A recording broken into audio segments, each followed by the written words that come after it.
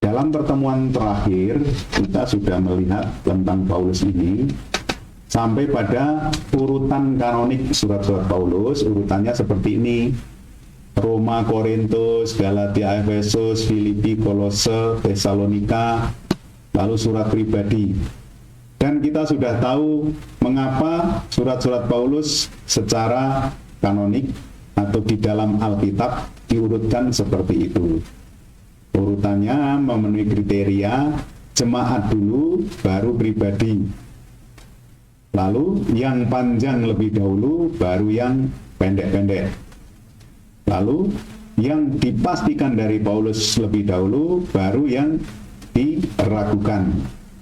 Nah, ini terjadi pada kasus Galatia dan Efesus. Kalau dilihat dari panjangnya, Efesus itu sebenarnya lebih panjang dibandingkan Galatia. Tetapi Galatia diletakkan lebih awal sebelum Efesus, karena Efesus ini masuk dalam kategori surat yang diragukan, sedangkan Galatia adalah surat yang dianggap pasti ditulis oleh Paulus. Begitu. Lalu Filemon ini yang terpendek ya, hanya 1 bab dan 335. Khusus untuk surat kepada orang Ibrani, mengapa diletakkan sesudah Filemon? Karena dulu ada yang menduga bahwa surat ini juga ditulis oleh Paulus. Makanya diletakkan di kelompoknya surat-surat Paulus, tetapi paling belakang, meskipun panjang dan ditujukan kepada jemaat, tetapi ditaruh paling belakang karena sangat diragukan. Lalu kita sudah lihat urutan, kalau dilihat dari kronologi penulisan, sebenarnya yang paling awal adalah 1 Tesalonika, lalu disusul 1 Korintus, 2 Korintus, Filipi, Filemon, Galatia. Surat kepada orang jemaat di Roma justru menempati urutan gelombang atau dalam kelompok ketiga. Lalu 62 sampai 67 itu pemartiran Paulus. Diduga ya, dikira-kira, tidak ada yang tahu pasti kapan Paulus martir. Lalu 62 sampai 85 itu ada surat-surat Efesus, 1 Timotius, 2 Timotius, Titus. Nah, surat-surat ini karena ditulis sesudah kemartiran Paulus, maka disebut pseudepigrapha. Mungkin bukan Paulus sendiri yang menulis, orang lain yang menulis, tetapi diletakkan di mulut Paulus. Kalau kita lihat di dalam kitab suci Perjanjian Baru sendiri, pembagiannya seperti ini. Ada Injil, ada sejarah, ada surat-surat Paulus, dan ada surat-surat Katolik, dan terakhir adalah Wahyu. Kelihatan sekali bahwa dari seluruh komposisi ini, surat-surat Paulus menduduki tempat yang lebih banyak. Ada 13 sendiri ya. Surat-surat Katolik 8. Padahal rasulnya yang nulis ada banyak ini. Yakobus, Petrus, Yohanes, dan Yudas, 4 rasul. Sementara Paulus yang sendirian itu suratnya ada 13 tulisan. Dari situ sudah kelihatan sekali betapa Rasul Santo Paulus itu memiliki peranan yang begitu besar di dalam kekristenan dan juga di dalam menulis kitab suci Perjanjian Baru. Ayat dan bab ini sebenarnya tidak dari awal dibuat oleh para penulis kitab suci, termasuk Paulus. Paulus tidak pernah membuat ayat dan bab untuk surat-suratnya.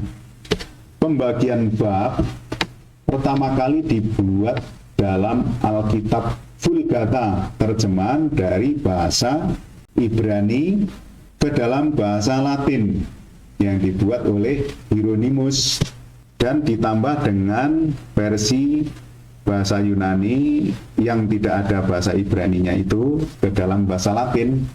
Nah, itulah yang diberi bab dan ayat oleh Stephen Langton, seorang profesor di Paris yang kemudian menjadi uskup agung Canterbury.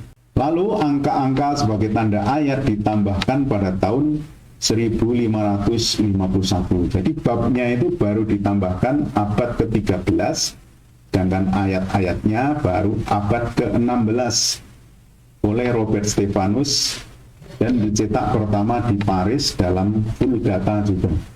Nah, surat-surat Paulus sendiri yang 13 ini seringkali dikelompokkan ke dalam surat-surat kepada jemaat ini. Lalu ada surat pastoral, itu Timotius, 1 Timotius, 2 Timotius, dan Titus. Mengapa disebut surat pastoral?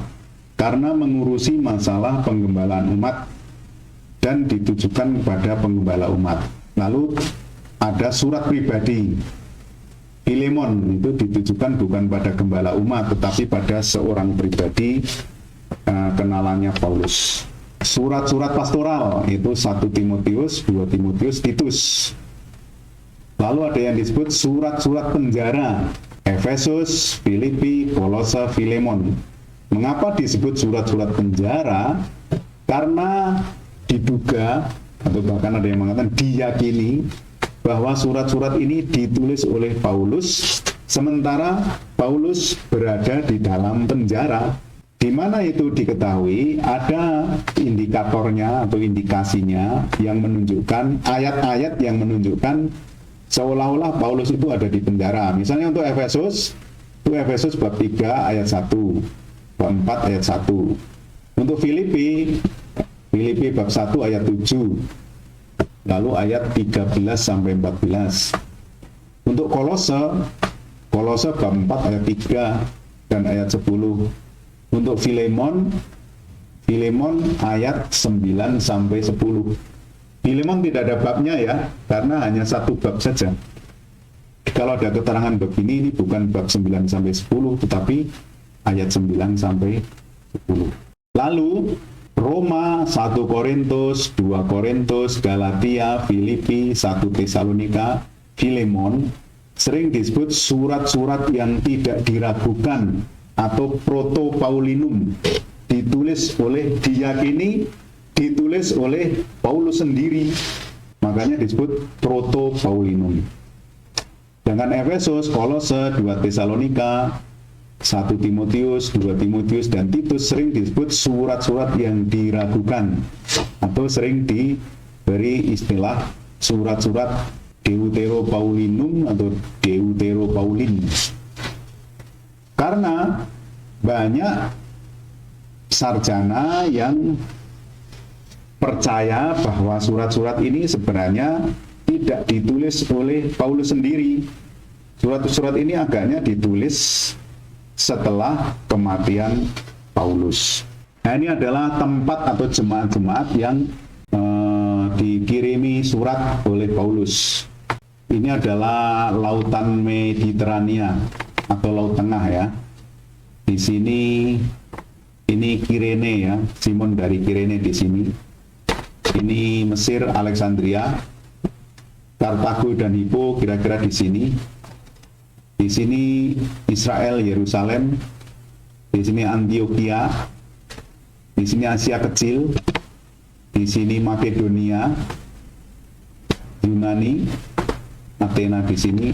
Lalu di sini Italia, Roma, Italia.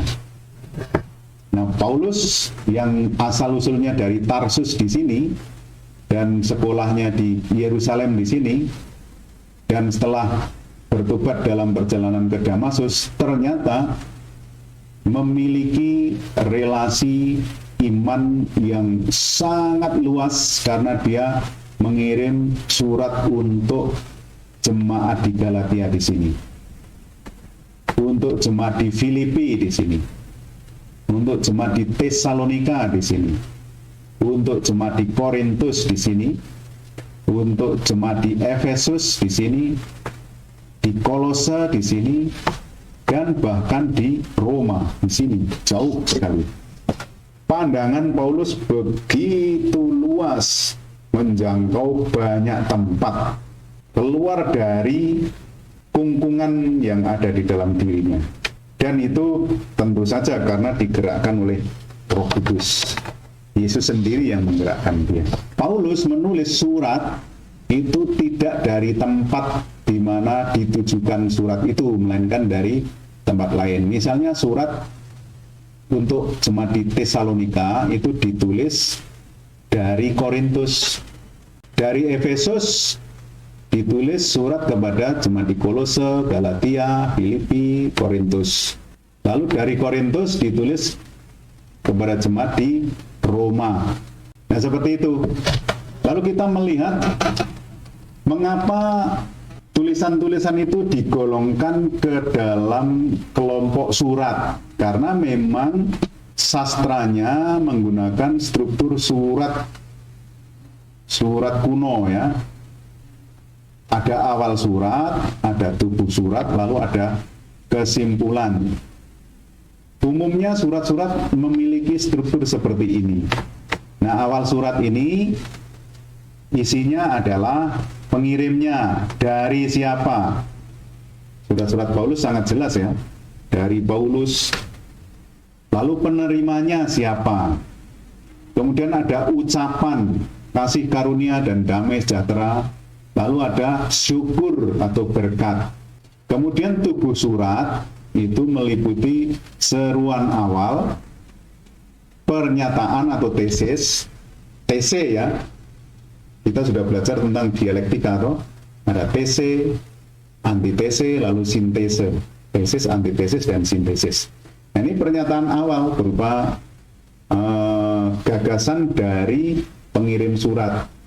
Kemudian disusul dengan diskusi teologi.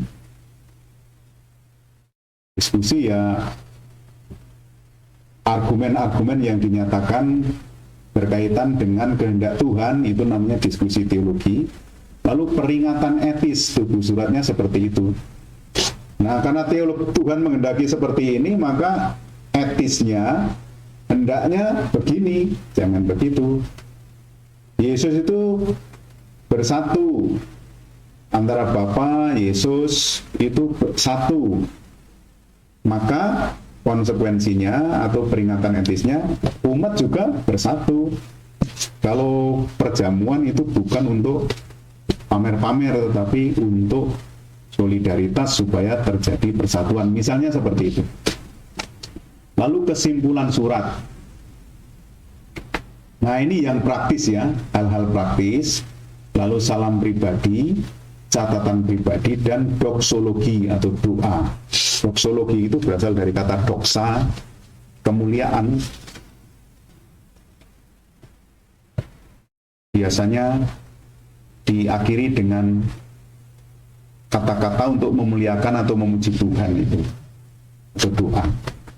Ini kira-kira struktur surat kuno yang kemudian ditiru atau digunakan oleh Paulus di dalam menulis suratnya.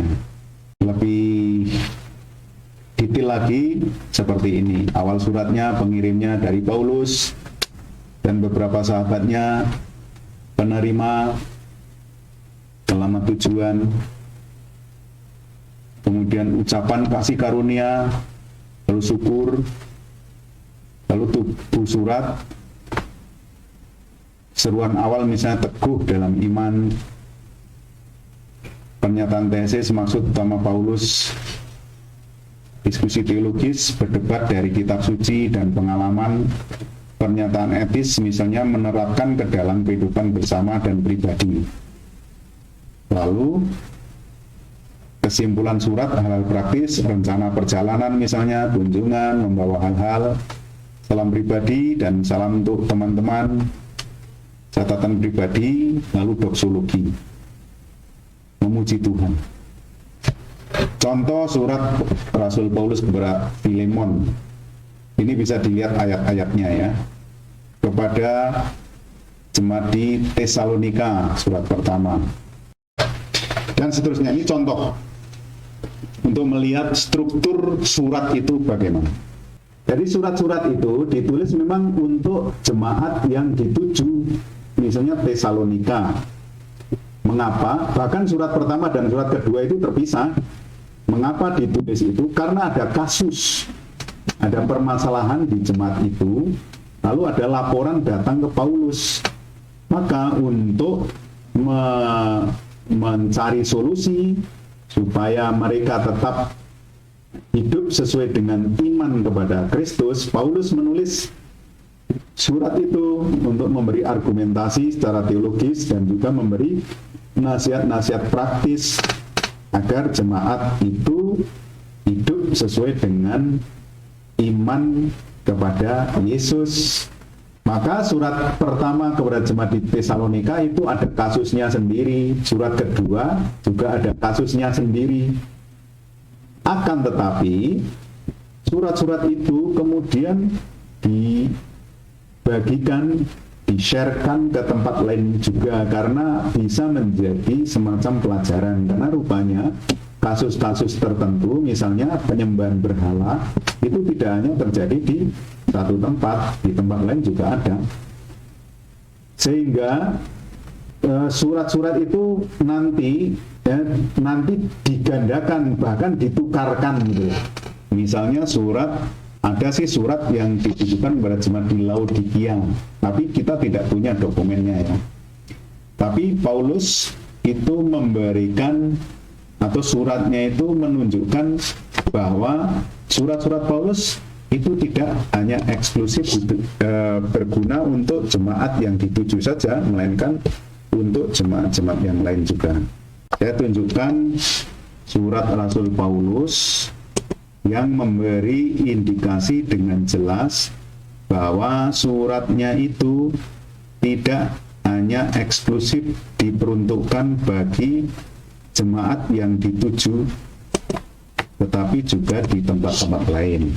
Surat Rasul Paulus kepada jemaat di Kolose bab 4 ayat 16. Surat ini ditujukan kepada jemaat di Kolose.